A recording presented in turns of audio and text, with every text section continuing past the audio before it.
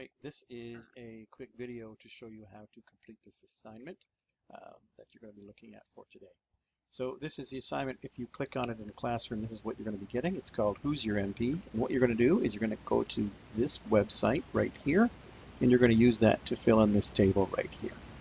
All right, so we'll just take a look at that. So you can just click on that. This is the website, obviously, for Elections Canada, which runs our elections. You can actually get information on every election going way, way, way back. What we need to do is find information particular to you. So you're going to need to go into this voter information service here.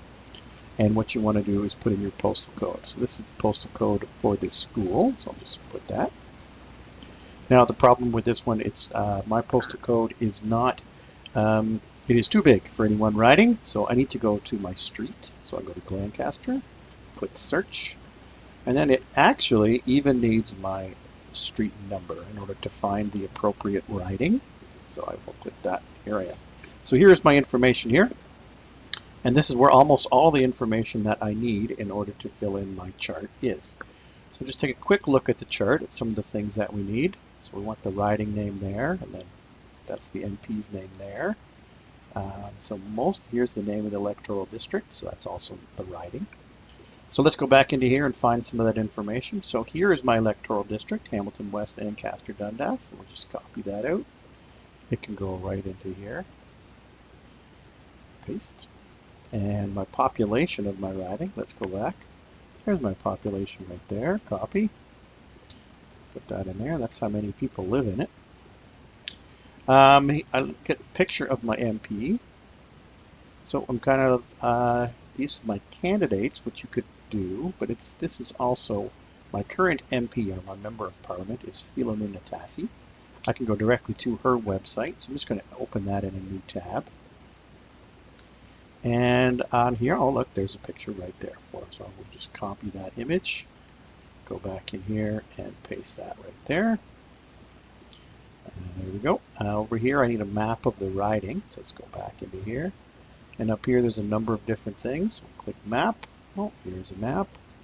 Copy the image. It can go right in here. Contact information, same idea. You can go, here's contact information right there.